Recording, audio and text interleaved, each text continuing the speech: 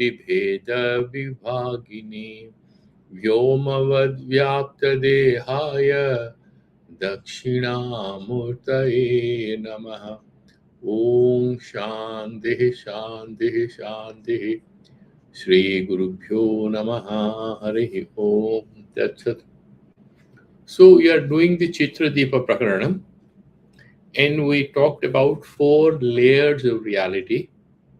One is the pure cloth. Then you have ghatita, which has been given a certain dye on which then you draw the lines. And finally, you fill those contours with colors. And in Drashtantika, because we are discussing about this whole cosmic reality in the Vedantic perspective, the first one is Suddha Chaitanya, Nirupadhika, pure consciousness. That is Dhauta Vastra. What is the next one? Antaryamin, all-pervading, where you have given a certain, you make it thick and you give it a certain smoothness and stuff like that. That is the first layer of superimposition on the pure piece of cloth. The third stage is the drawing of lines, and that is the Hiranyagarbha Sutratma. Because you are creating the framework for the painting to develop. And the final stage, you fill it with colors, and that is what is this physical cosmic reality, referred to in Vedanta as Virat. And then we also discuss about that some of these objects that you see, and what is this magic about it, we were studying it, that the way you have a few boys and girls playing a certain games in a playground, it's part of a picture. Actually, the piece of cloth that we are looking at, it's the pure piece of cloth on which the painting is drawn. And then we are looking at these tiny, small images of human beings, and they are wearing different kinds of collars and clothes. And by cloth, we are referring to them instead of referring to the main platform, the pure piece of cloth, the canvas. So, Vastra Bhasa Sitan Varnan Yadvad Adhara Vastragan. So all these dresses these boys and girls that are wearing in the painting are actually having their foundation in that canvas. Vadanti agyaha tatha jiva sansaram chidgatam viduhu. But if you pay a little more deeper attention to it, as we discussed the verse number 8, the colors are not in relation to that pure piece of cloth directly. When you are doing painting, you are sensitive to the lines, and you are filling those empty spaces between lines with different kinds of colors. So there is a girl who is wearing a floral gown, and then you have to limit your brush or your pencil or whatever you're using to apply the colors to those small spaces which are defined for the purpose of representing the dress of the girl in the picture. But by mistake, we think this is the color of the canvas. It's not. Then there is this doubt that if you are talking about consciousness, if you're talking about the all-pervading nature of this Brahman, the Adhisthana, then it's everywhere. That is the view of the panpsychism. Therefore, the doubt next arises in the minds that why then the plants and the trees and other things, plants have some life, but what about the trees and rivers and mountains? Why is that they don't have any consciousness? Why you don't have any chidabhasha? The dresses inside the painting and the colors of the dresses, they are referred to chidabhasha, chidvad abhasateti. Real consciousness is not easily available to our understanding. What is available to our understanding is the mind stuff. And we are referring to that mind stuff as chidabhasa, that as consciousness, which in fact is chidabhasa. And there could be a doubt that actually if it's all pervading, yeah, that chidabhasa is jivahood, that all of us are jivas because there is some kind of a consciousness associated with our antakarana, our ability to think, to do things. Then the insentient, the jada ones, There is also, these are also reflections of that universal consciousness. Why they don't have any Chidabhasa is the doubt, and that is explained Chitrasta Parvatadinam Vastrabhasa Nalikhyate. The Drishtanta is that when you are doing a painting of a natural scenery, do you give some dresses and colors and other thing to the dresses the mountains or the rivers are wearing? No.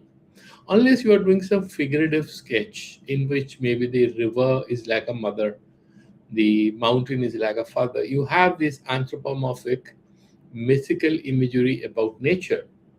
The trees have certain personalities, mountains can have personalities. Yeah.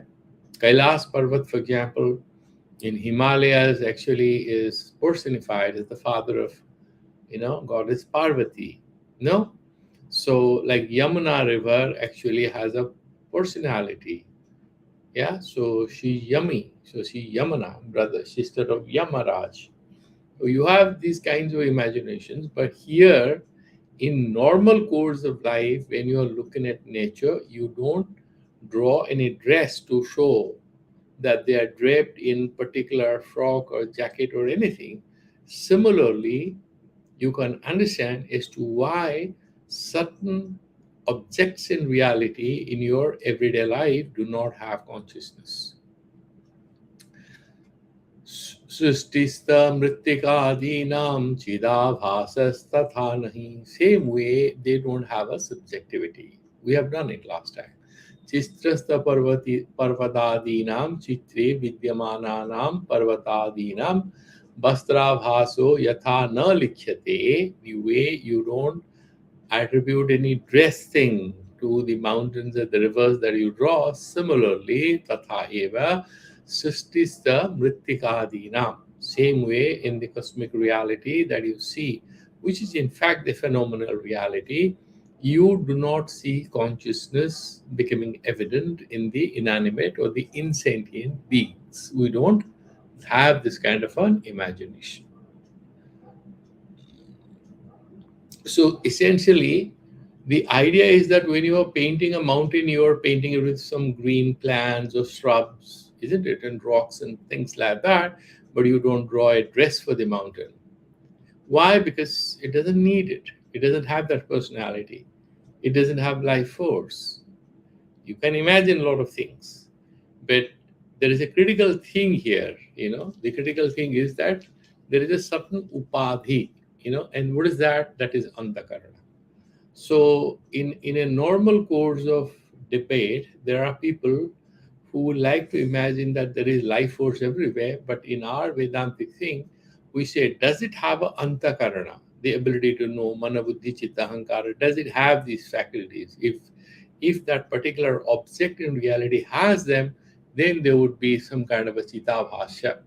That is the mind or the inner instrument of cognition, if it is there. If it's not there, then it's considered to be jada. Now, there is one thing that we need to understand very well here is the example that I was giving during the last class is that of a reflecting mirror. How good is the surface? If it's just a piece of glass, maybe tainted glass, maybe it reflects a little. And if it's not very smooth, it doesn't reflect as much. And maybe it's an aluminum board, it reflects a little. But if it's a brass board or something, no, it doesn't reflect as much. Different surfaces have different capacities to reflect the object which is falling on them. Like a sand surface or clay surface. Would it reflect the sun or the moon? No. But the still water surface, it can reflect. So this capacity is essentially that this substratum, that consciousness is there, it is everywhere, but wherever there is this antakarana, the inner instrument for cognition, that acts as a platform on which this pure consciousness finds a reflection. That we call Chidabhasha. And even though it's actually Jada, because of the reflection, it's like you see your face in the mirror and it looks like there is a human being inside the mirror. It is just a reflection. Similarly, the consciousness that we attribute to our brain, our antakarana, is essentially a reflection of the Brahman. And why our antakaranas are different from each other. Then would come our own kamanas and vasanas and our past karmas together. They decide. So there are two ideas here. One is the universal substratum or adhisthana, and then peculiarly diverse appearance of Chidabhasha, or what is called a condition, it's a conditioned phenomenon, yeah, of consciousness that is there everywhere. And that requires a certain upadhi, certain threshold sort of thing, where if you reach that threshold, like for example, in science, people will say that where the biological organisms they reach a certain level of integrative, complexity, there is life force, there is cognitive faculty developing. Here, it's not so mechanical. Is that reflecting the consciousness very well? Then only you can say that, yeah, then this is conscious. Otherwise, it is unconscious. This is animate and this is inanimate. So, what is the difference and what are the similarity between what you have in the Western sciences or Western philosophy and what you have in Vedanta? They have what is called panpsychism, that there is consciousness which pervades all objects in the cosmos of the universe. But here we have a certain filter which separates the animate and the inanimate world. It doesn't mean they don't have consciousness, but only the objects in this cosmic reality which have an antakarana, the inner instrument of cognition, can they reflect? They have that, what do you call it? A certain high quality which fulfills a certain threshold level of clarity and smoothness to be able to reflect that Brahman consciousness, that your consciousness. So it's not that traditional way of looking at it is that this is an integrated information circuit, it attains a certain level of complexity, and therefore it becomes consciousness. Depending on what is the level of complexity, you have the sophistication in the way consciousness manifests and operates in an animal or a bird or anything which is sentient. In a Vedanta, it's the language which is used here is reflection, how nicely it reflects. Now, the next question is avidyayaha sansara karanatvam vidyaya tannivarakatvam. So if you look at it, the next one, which is the 10th verse, avidyayaha sansara karanatvam. Now, why we think that we are in bondage and why and how we can feel we are actually truly freed or liberated from this particular predicament of life, where we think we are insufficient, we are stressful, we are not in control of our lives. And he's saying some person can tell us it's money, it's power, it's autonomy, no? It's clean air, it's good environment, it's all this, but there's a little more, which is most critical, which is self-knowledge. That, in fact, gives liberation. A person can live in a beautiful building, he can have a lot of money, he may be very rich and powerful, but as per our spiritual tradition, unless and until he has that self-understanding or self-realization, he truly doesn't get liberated. He might pretend he is, but he shall not be. And that is what is captured in the words number 10. Now, first we need to understand then what is sansaritva, what it means to be here. Then we would also discuss what it means to be liberated. Sansaraha paramarthoyam sanglagnaha swatma vastuni iti bhrantiravidya syad vidya nivartate. First he tells what is avidya and what is the mother cause of all our misery, which is ajnana, ignorance. And what is the form of that ignorance? In what form the ignorance manifests? Like, for example, you remember when we had the corona epidemic, what all the people in different TV channels, different YouTube channels, social media, they were trying to convey one thing. How do you recognize when the virus may have attacked you? Similarly, Vedanta tells us when the samsara virus can attack us. The name of the virus is called ajnana. and then it sort of incapacitates, it kind of disables us from realizing our true potential, from realizing true freedom. He's saying the form in which the virus appears is sansaraha paramarthaha ayam. Ayam sansaraha paramarthaha. Do you consider this world as real? Absolutely real. There's no doubt about it. This is all there is for us. There's nothing beyond this. Sansaraha paramartha ayam. Sanglagnaha swatma vastuni. And I am here. I am connected with this whole world. So there are double errors of judgment. One, that the surrounding that you see around you is real. The second one, another error is that we're confusing the self with actually the subjective unit of cognition, which is our antakarana chidabhasha, with which we are connecting with the external world. So there are double errors taking place. There is falsehood within and there is falsehood without or outside. So there is they are kind of dialectically linked with each other. Yeah. And he's saying iti vrantihi avidya syat. This is what is vranti. Very difficult to understand, in fact. And how do you get rid of this particular error of judgment? Through vidya, which is through yathartha jnana, through a proper way of making sense of who you are and what is the reality which surrounds you. What you think is you and what you think the reality around you, both are in fact presumptuous realities. They are not so real. We are just presuming they are real.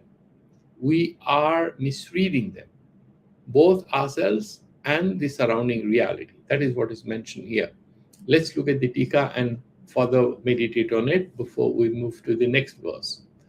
Ayam sansaraha paramarthaha satyabhutaha. What is he trying to say? Ayam sansaraha paramarthaha. Sansara paramartha. What is it? What is important? He's saying that, look, and this in fact is delusional. If you ask, there are so many psychological disorders, isn't it? So you occasionally come across some stories about a guy who's jobless, he's a stalker, he's chasing, he's disturbing some film star, some actress, sports champion, whomsoever he has a cross on. And then he's trying to, he has a crush. He wants to believe that she might give him attention, he might win her approval, get her as his friend or life partner. He starts messing up his own life, but in addition to that, he starts messing up other people's lives. Then finally lands up in jail. If the system is working properly, otherwise the girl suffers. So, what is the beginning point? I am sansara paramartha satyabhuta. That girl, in fact, has a soft corner for me. I have everything in me to deserve her attention. Beginning of the mischief. Next level, he says, yeah, she in fact once in a while looks at me. Then he will start creating a delusional reality around him. Like, for example, sometimes the political leaders who are in positions of power suddenly fall victim to a kind of a delusional self-perception. I'm the most wanted person. Everybody loves me. Without me, everything is going to go wrong. This can happen to CEOs, that can happen to captains of certain teams, whether it's football or cricket or anything. It can happen to anyone. It can happen to political leaders. It can happen to army generals. It can happen to anybody. It happens to all individuals. The Vedantic secret, the Vedantic insight warns us, and this is the beginning of a kind of spiritual suicide. But the problem is, it seems we become suicidal as soon as we are born, because we consider this whole universe to be very dear to us and we want to relax and enjoy and search for happiness here. So we are already committed to committing suicide here. Paramartha satyabhutaha swatma vastuni swaswarupa bhute paramatmani sanglagnaha iti vrantihi avidyasya. So what is this delusion? That this whole sansara is real, it's true, and attached to his true self, because I'm here, and also to the Paramatma. then you know everything is real. And he's saying that this is a big, big delusion. The Paramatma is absolutely asungayam purushaha. It's never connected with anything. It's a substratum which is never in relationship to anything. Everything happens because of that. It's not affected by anything. It's not doing anything. It's a very complex idea to grasp. The Brahman is sarvaniyamaka with upadhi. He doesn't do anything, but he does everything. When he attaches that, he becomes antaryami. Then he becomes sutratma, he becomes the creator, like the lines on that piece of cloth. Then you add colors, it becomes virat. That becomes that reality that you have painted on a piece of cloth on the canvas. The canvas now ceases to be noticed by us. What is noticed is that painting in which small boys and girls are playing in a park. That's what we see. What do you see? Children are playing in the park. We don't see the canvas. Similarly, the sansara is not real. What is real is the canvas. What is real is Brahman. But we see the sansara, we don't see Brahman.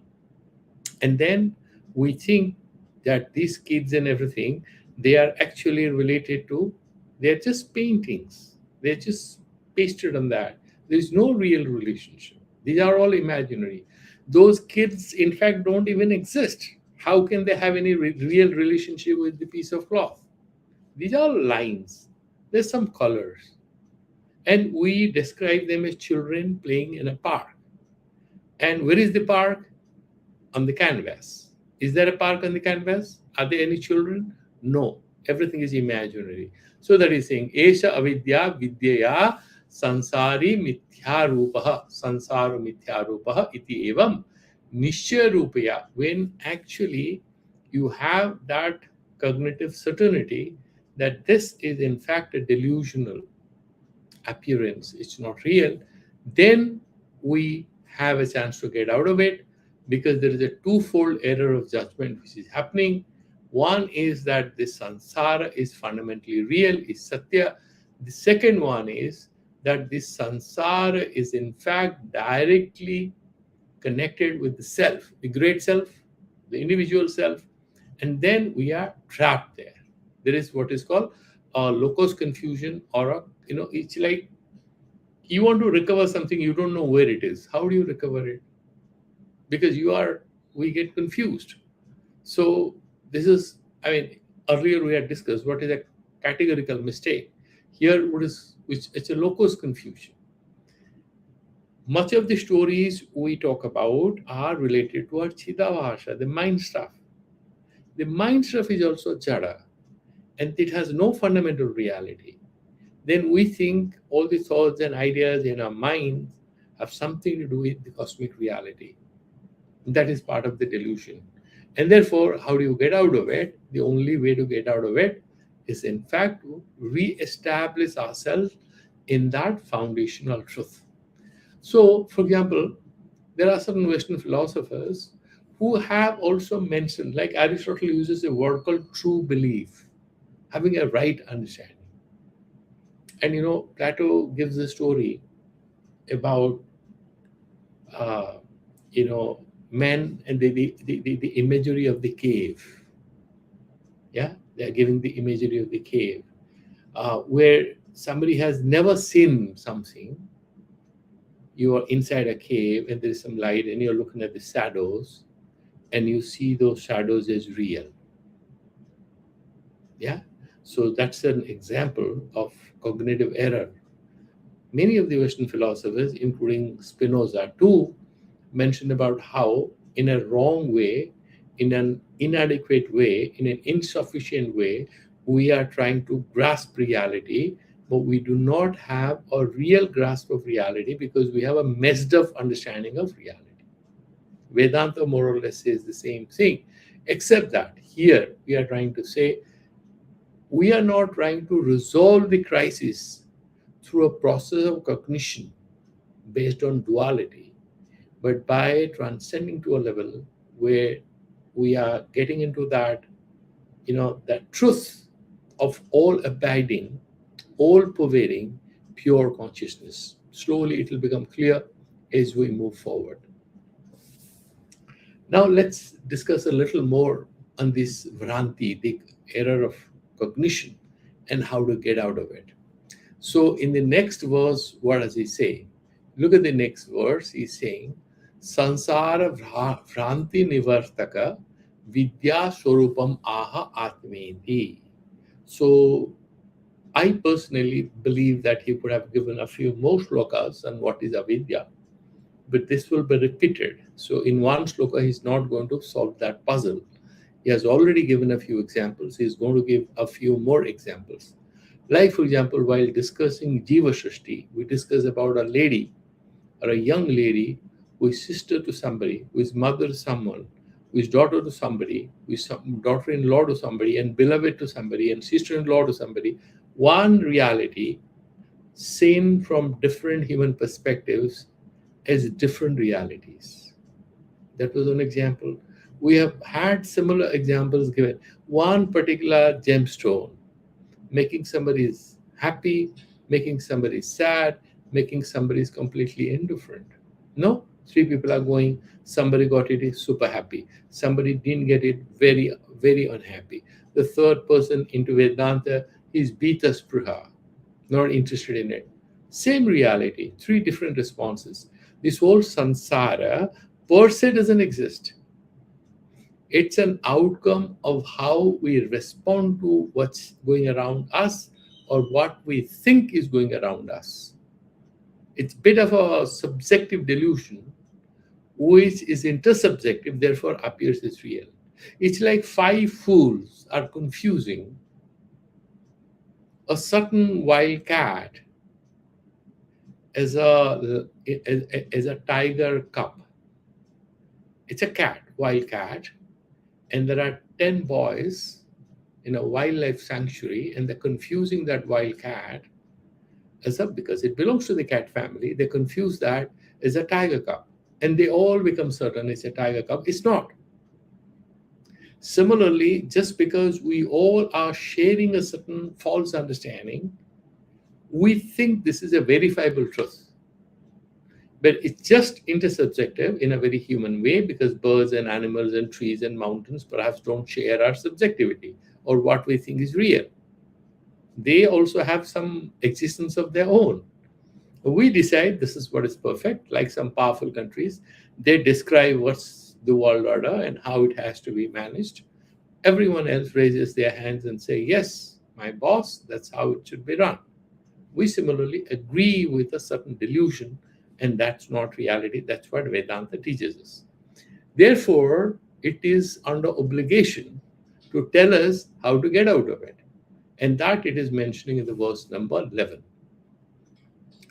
Atma bhasasya jivasya sansaro natma vastunaha iti bodho bhavit vidya labhyate so vicharanat. Atma avhasasya jivasya sansaraha. There are two powerful words here, Atma and Atma avhasya. Atma is what we absolutely have no real understanding right now, but we are confusing our Chidavasa as Atma, confusing our mind stuff as the self. And that is what is Jiva. That is why we are. That is what we are. And then we consider the sansara as real. The sansara is real only for this human subjectivity, not for real Atman. Na Atma Vastunaha, which is Swarupa Bhuta Atma, which is the substratum, which is pure consciousness. The sansara has no relevance. It's like we see a snake on a rope because of a faulty understanding or because of dim light. The rope absolutely isn't scared of the snake. It doesn't consider itself the snake. It has nothing to do with the snake. But all of us are scared of the snake, which doesn't exist. Same way, we consider the sansara to be real, which is only a subjective presumption. Na atmavastanaha iti vodha bhaveda vidya. When you are able to realize this secret, I'm ready to grant you a degree that, okay, you have qualified, you have cleared your undergrad examination, you now have done some Vedanta, because you at least agree that the phenomenal, the transactional reality, the Vyavaharika Shakti around you is not the foundational truth, which is the substratum, the foundation for everything that is happening here. That is how Vedanta says that these things are appearing as if real, but don't get enamored. Don't take them too seriously. Because if you do, then you are being misled. You are losing out on the truth. Therefore, he's saying, iti bodho bhaved vidya. And how do you get it? Aso labhyate. How? Vicharana. You cannot see it through your naked eyes. You can't hear it. You can't touch it or feel it. Then how do you get it? Because avang manashogocharaha. Yato vacho nivartante aprapya manasasaha, where words go and rebound, where your mind goes and rebounds, because it's not an object of your subjectivity. You cannot know it like you know a pen or a pencil. But there is a way to reach there, and that is through reflection, manana. Shravana you do, don't, Shravana is artha nirupana. You read and you try to make sense of it, then you meditate on it. And that is vicharanad. So let's look at the commentary. Sansara atma bhasasya jivasya eva natu asangasya atmavastunaha. This sansarana, first thing is, dhyayati eva lelayati eva, Upanishad says, it appears as if it's still and it's moving. It has a certain personality. All these things are just appearances. We talk about transmigration. Anybody in India who thinks you are a spiritual person will, open his. Do you also see, Pam, sir? Can you tell me what's going to happen? That's a miserable thing that you face once you become a monk, because everybody wants you to see their birth charts and see their hands and predict what's going to happen. Anybody can tell you a few lies, and then you go back happy. First thing is that we are living one lie. And we are trying to feel good about this lie by adding a few lies every day, every moment. We are looking for lies that are soothing lies every moment. Because so the training starts as a child. The child dresses up and goes to the mother and says, how do I look? The mama says, perfect, you look beautiful. Because there's no other way. Because otherwise the mother is going to break the heart of the child if she says you don't look very attractive. And then this approval-seeking behavior, you're constantly seeking validation from others. You are not as good as the neighbor's child. So, there is this other imposed filter, criteria, whether you are good or bad. And in this process, we lose our ability to think, to deliberate, to meditate, to reflect. What is the outcome? We are trapped in a conundrum, a cobweb of not one lie, but million lies, which we call this is the reality of our lives. And then we try to invent new lies and new, it's like new chains to bind ourselves. And we feel very secure in that jail. And this jail is our own creation. That is the sad part of it. Therefore, he's saying, Bhaved vidya labhyate aso vicharana. The only way to break these chains asunder and come out of it is not a hammer or an axe or anything. No, it's just asanga sastrena dridhena chitva. All we need is the logic, sharp contemplation, where we differentiate right from wrong, truth from falsehood, and we move towards it. And the more and more we analyze, the more and more we become less and less vulnerable to the entrapments of the samsara. Many things will be around us, the basic minimum, we are happy. We slowly are able to fix the mega problem of life, which the Buddhists describe with one word called craving. And the best part of Buddhism is, in fact, they say, what is craving? What is kamana? If you ask them, they say craving is a very simple state of being in which we say, I like it, I don't like it. Raga, dvesha, ishta, anishta, prapti, parihara. This is ishta, I want this. This is anishta, I want to do parihara. In a Sastriya, we can do it for a proper judgment through viveka. And what happens at the bottom? We are driven by raga, dvesha. Prakritim yanti bhutani nigraham kim karishyasi. Bhagavan is also helpless. So therefore, we are kind of moved by the inherited inclination that we have, the affiliations, inclinations, a tendency to go downwards, tendency to move away from truth, tendency to move away from divinity, from ourselves. And therefore, we are now led blindfolded by people who are blind. Yeah, that's what Vedanta says. That we people are led by people who are blind. We are blind ourselves, and then we rely on people who are blind. Then we have a wonderful future. The only way to put an end to this process is, in fact, to turn to the truth in the Upanishads. That's what it's saying. Sansara atma bhasasya jivasya eva natu asangasya atmavastunha. There is no sansarga. We have sansarga adhyasha in Brahman. We'll discuss that as we move forward. But remember, there is no real relationship, Brahman and something. Because the moment you talk about relationship, there is dvaitapatti. So there is A, there is B. There can be a relationship. For any relation to be real, there has to be duality. And wherever there is duality, there is fear. Why?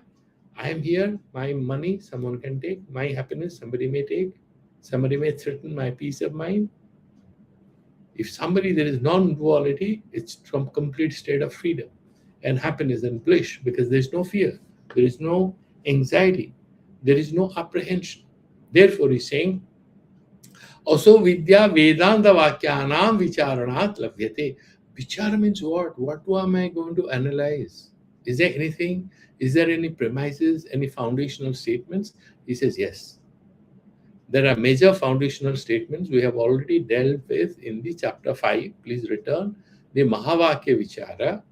And then if you have done some Prakarana Grantha, this is also one Prakarana Grantha, we can move forward. That is what the author is saying. There, the critical thing here to my mind is that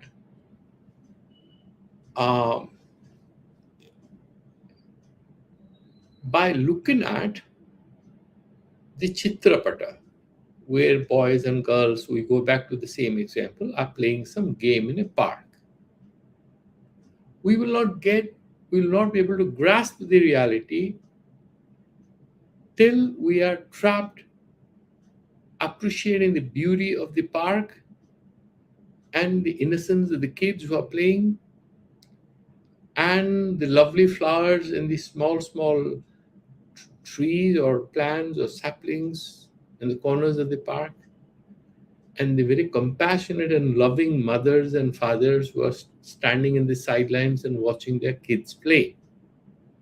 Very good aspirational mood we have. We are appreciating the painting, but we'll never grasp the truth of the canvas unless we look beyond that painting and who are inside it, because they don't exist.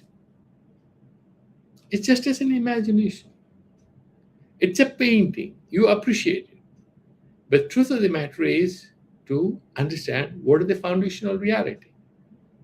That is what he's trying to. Therefore, he's trying to say that what is the samyak bodha that you are looking for? You do Vedanta Vakya Vichara. Bhagavan says, Mama Maya Duratyaya. You cannot understand it. Mayam etam tarantite. Who are the ones who can actually cross over this game, this whole delusional world? Those who are surrendered to me, those who are looking for me, those who are meditating on me. Not the ones who are either impressed by my Maya magical game, or who want to participate in it, or want to change it. Some people also want to change it. Some people want to control it, regulate it. So they're doomed. And in the next verse, he further explains, and let's look at it in the verse number 12. Vidyavaptaye vicharana vishayam aha sada iti. So what do I discuss so that I will get liberated? What am I supposed to meditate? Mahavakya vichara. Really? Could you elaborate a little more? He says, I would. Vidya vyaptaye, in order to get it, vicharana vishayam, what we should be meditating on. The shloka starts like this. Sada vicharaye tasman jagat jiva paratmanaha jiva bhava jagat bhava badhe swatmi vasisyate. This is most tragic part of Vedanta. You know how difficult it is? I'll tell you a story before we come here. It's very tragic comic. You would get final liberation, but that may be much less interesting or exciting than the delusion which is holding you back.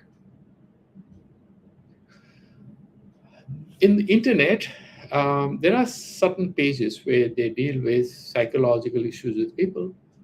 A lot of resources are available there. And I was reading one of those papers where there is a syndrome called MAD, maladaptive daydreaming, MAD. And there is a girl who is a teenager who is doing this daydreaming on a constant basis. Now it has reached a level where it becomes neurosis. And she is constantly fantasizing about one guy, another guy. Maybe she's a lonely person. She doesn't have a boyfriend. She's not so good at studies. Maybe she's not so attractive, but she reads a lot of Mills and Boone stories. And these days, some other books like 50 Shades of Grey or some nonsense. Some people read. I see that book in the hands of young people. During our times, Mills and Boone stories were very popular with teenage boys and girls, especially girls. So what happens is that the frame of reference is a storyline in which you are a princess or a heroine or you're singing and getting a lot of attention. And this girl goes on daydreaming, and then one fine morning she has to keep changing the story. And one fine morning she gets very upset in her dreams. She kills the hero, the boy who cheats on her. Where? In her daydream. And she's broken. She's sullen. Now imagine she's then taken maybe to a counselor because she starts scoring very less marks in the exams, and then she messes up her relationships and she's withdrawn, doesn't eat in time, doesn't dress up well, she's not groomed. Then the mother notices there is something wrong with my daughter. She takes the daughter to a counselor. He finds out she's having some kind of a neurosis. And he tries to counsel and say, what are you wasting your time? Why didn't you have, do you have any friends? She doesn't have any friends. What games do you play? No games. How do you spend your time? Social media. Yeah, all the viruses she has accumulated. Then slowly, when she's told this is a delusion, there's nothing real about it, she's feeling free. She's feeling rejected. She's feeling completely lonely. That's a different kind of withdrawal symptoms she faces because she doesn't know how to live without it. It's like a woman or a man who is recovering from a very abusive relationship. It's an abusive relationship. The girl was suffering it, but she was codependent. Her life revolved around that abuse. When you actually lift that girl out of that abuse, she feels even lonely. You know why? She doesn't know how to live. Because her life revolved around how to deal with that abuse. That abuse is the lifeline she had to live her life. Coming back to Vedanta, all of us are kind of subject to this cognitive abuse in which our minds consider much of what we see as absolutely real. What is the swarupa of this self-abuse? Spiritual self-abuse. What is it? The swarupa is like this, that we are driven by raga dvesha. Why she should talk like that to me? Why should aunt calls me up? And why she should be inquiring about how my job is going on and whether I didn't get a promotion. All kinds of things girls and boys have when they're young, and we have different other problems when we are grown up. If some nephew or niece told something, your son or daughter said something, your boss told something, and then you have your own ghosts to chase, to fight. And therefore he's saying, Sada vicharayet tasma. Therefore, you should always do analysis and reflection on what? Jagat, Jiva, Paratma. There are three things: Jiva, Jagat, and Ishvara. And if you can isolate each one of these as different epistemic objects of understanding, you try to isolate them.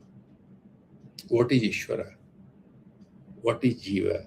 Jiva is that avidya upadhi with which same pure consciousness appears as stained. And what is Ishvara? With the Maya Upahita Chaitanya. You go back to the text and just pick these explanations. And what is Jagat? Yeah, this is a transactional cobweb of relations in which I am trapped. Is it real or unreal? It's real or unreal both. If you're in traffic jam, it's real. But if you're able to lift yourself immediately, you may be in the traffic jam and you become indifferent. You are just driving. It's both real or unreal depending on how we are responding to it and dealing with it. Therefore, he's saying, try to understand that Jiva, the Jagat, and Paramatma, we are confusing them. We are mixing them up. We think we, the Jiva, is real. And Jagat is also fundamentally real for us. And then we do not know what is the foundational truth. When you have Jiva Bhava, Jagata Bhava Vadhe, that Swarupa that you have, no, I'm an individual, I want to be happy. How do you want to be happy? I want to have a house and a car. And what else? My son is doing this course, if he can get this job.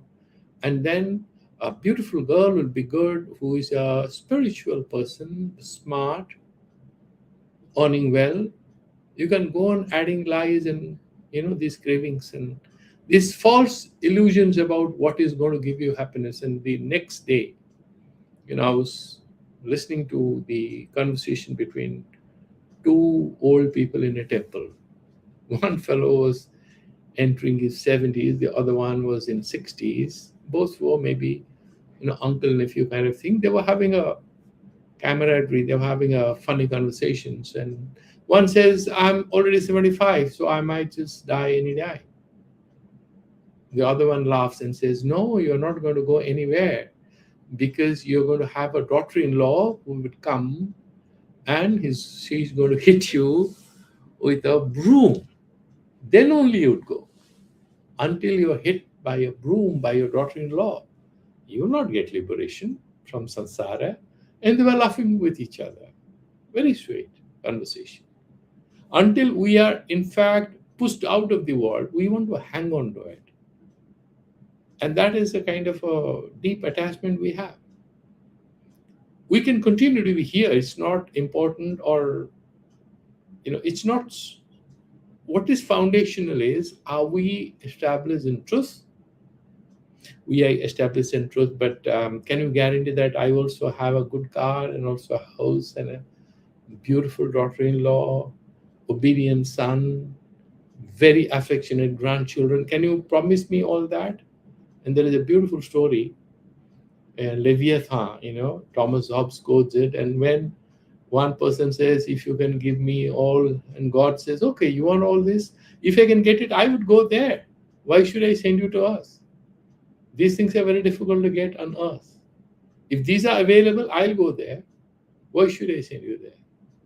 So, Jiva Bhava Jagata Bhava Vadhe Swa Atma Eva Avasisyate. So, that you are Jiva, that this Jagat, these are foundational realities. When you realize, no, This is Chidabhasha, Chidvad Abhasata. This Jagat is just a play of Maya. Then what remains? You negate the snake, what remains is the rope. You don't kill the snake. You see the rope. You remove these delusional layers and layers. Like in the painting, you see the canvas. You don't, whitewash the painting or wash it off, anything. You just see the cloth, even though the painting is there. That is the Vada. Tasmad Jagat Jiva Paratmanaha Sada Vicharayat. What is Jagat? What is Jiva? What is Paramatma? Please meditate on it. Who should do it? Mumukshuvi. It's not compulsory for all. It's only for people who want liberation. Yatha Paramatma Swarupa Vichara Avashyam Kartabhyaha. The way you want to know what is the name of, Tattvamashi, what is the Lakshartha of Tat? It's Suddha Atma, pure consciousness. Similarly, Avasyam Kartabhyaha Tatha Tad Avaseshanaya. When you can actually focus on that Paramatma Tattva, when you realize this Jiva, that you are individual, the egoistic self, and the Jagat around you are delusional, then you go to the platform on which all this drama is being enacted. Jagat Jiva Swarupa Vicharopi Kartabhya iti bhavaha. Now this beauty here. It's not sitting and saying God alone is real, God is very compassionate, let him save me, he's the savior and stuff like that. You engage with the world, you understand the world, it's a dialectical relationship. But when you are engaging with the world, it's not that you run away to the forests. You do nishkama karma, you do upasana, you do everything, but you are constantly being watchful. And when we are watchful, slowly and slowly, we realize that the game is not so exciting as we think it was. It's not so exciting. The real excitement lies in realizing who we are. When slowly lose interest, no, this is not fundamentally real, this is not fundamentally real. Body is not going to stay for all time. My sense organs are not going to stick with me all the time. Slowly in old age, they're going to go. They're going to lose their power. Money, health, all kinds of things that we think are very important are going to be, they're going to ditch us. They're not going to give us permanent happiness. In that process, Jiva Bhava Jagat Bhava Vade, Jiva Swarupasya, Jagat Swarupasya, Cha Pratirodhe Sati. Pratirodhe means Swarupasya. What is the essential nature of the Jiva? We think we are real. We think this Jagat is real. That is the reason of our entrapment. When we see what is the foundation on which we think we exist, where we think this whole world exists, what is the foundation? The foundation is Satyam, Jnanam, Anandam, Brahma, Sachidananda, Vigraha Swarupaha. We are not only thinking about that, sitting in a temple or a mosque or a church, you don't get liberation. You have to engage with the world, you have to analyze it, and then you pierce through it. It becomes badhita, means it gets negated, not because you are banishing it, but because you are living it, you are understanding it, you are overcoming it. Swa atma eva satyataya sisyate. Satyataya is very important. The Jagat first appears as real. When you analyze it, it evaporates, it fades into insignificance. What remains, what dazzles, is in fact that Atma Tattva. And as we move forward, we will be analyzing more about it. So let's go to the next one. Bada Swarupam Vibhrunoti. Somebody will say, okay, now explain what is this word Bada you introduce.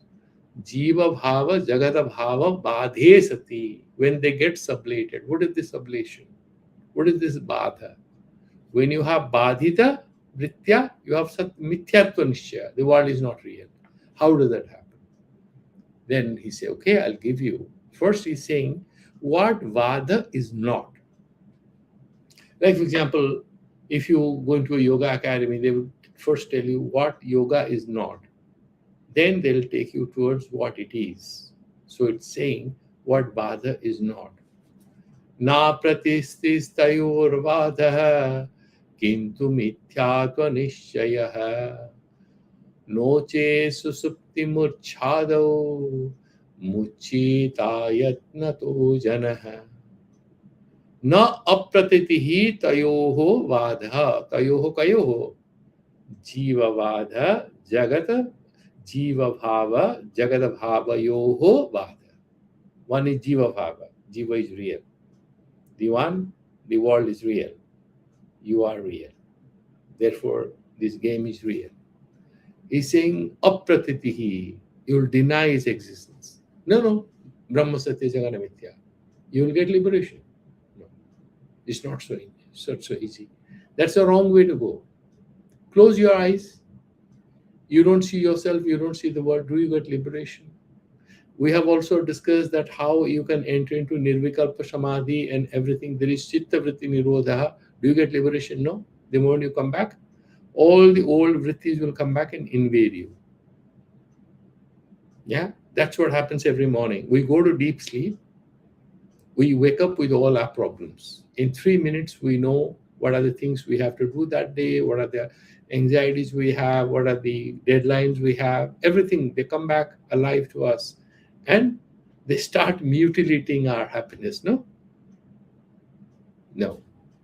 Kintu mithyatva nishchayaha. We are not denying the existence of the world, but we are trying to understand that this is at best transactional or phenomenal, not real, phenomenal real, transactional real.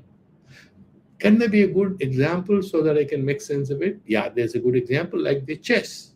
In the chessboard, you say, this is the rook, no? This is my horse, this is the soldier, this is the king, this is the queen, this is the minister. Is there any king or minister or anything? A soldier, pawns? No.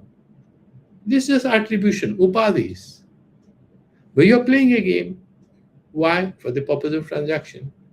Is the winner win? Was it a battle? The whole thing is imaginary. The game of chess is just one imaginary, isn't it? Therefore, he's bringing us back to it. He's saying, mithyatva nishchaya. Continue to play your game of chess, but you understand it's just chess. It's a game. It's not a real battle. There's no king. There's no minister. There is no pawn. There's no horse. There's no bishop. These are all imaginations, new categories. He's saying, mithyatva nishchaya. Okay? No ched, otherwise, susupti murchado, when you are in deep sleep or when you faint. Muccheda, you will get liberation. Ayatnataha, without any efforts, janaha. Because apratitihi, during the deep sleep state or in the state of coma or a state of fainting, you don't have anything real around you. Do you get liberated? No. Let's look at the commentary. Jagat jivayor apratitihi buddhavamanam buddho avhanam badho na bhavati. That is not what is vadha. Kintu tayor jiva sansaritva jagat satyatvayor mithyatva nishchaya. Right? So jiva tayor jiva sansaritva jagat satyatva. Jagat is real. And I'm Jiva, I'm also real, and I'm doing sansarana. I live in this life. I have to look at everything. A lot of old people they trouble themselves with these thoughts. I have to look after everything. You know, my son has got a job, he's married, but then I have to look after his kids. And they interfere in the lives of their daughters and sons. They, trouble themselves, and then they trouble their children because they don't know where to stop. Yeah. Therefore, he's saying this particular thing, mithyatva nishchayaha asatyatvena nishchaya jnanam badha. What is badha? Very, very concrete example, beautiful definition. Asatyatvena nishchayaha. This is not fundamentally real. This appears like real. This is not a snake. It's a rope. It looks like a snake. This sansara is fundamentally not real. It's not easy to accept. It requires a lot of churning of ideas, and that's what Panchadashi helps us do it. Asatyatvena nishchaya jnanavadaha isa srishtir vyavahara kale anivrittatvat tayor nushatmakatva jnanam avasyakam iti bhavaha. Now, when you are actually live your life, the Isha Srishti and Jiva Srishti we have discussed. Isha Srishti is this Panchabhutatmaka Jagata. These are sadhaka, not vadhaka of your sadhana. Yeah. So you cannot deny their existence, you cannot reject their existence, but actually participate in them, make use of them for your sadhana. You need some water for a bahya socha. You need some medicine, you need some clothes, you need some food, you need all this for your sadhana. But you have to have mithyattvena grahana. These are not the ultimate things in my life. The ultimate thing is the understanding of who am I, what is my reality. Mrushatmakatva jnanam avashyakam iti bhavaha. That this is actually, it's just, it's not delusion in the real literal sense. What it says is that these are phenomenally real, good enough for transaction purpose. My bishop is here. My bishop is going to protect my pawns, and then I have a rook, and then I have a boat. All that you are mentioning, isn't it? My horse, my minister, all that. I want to protect my king. Who is the king here? These are a mental game. Yeah, on the chess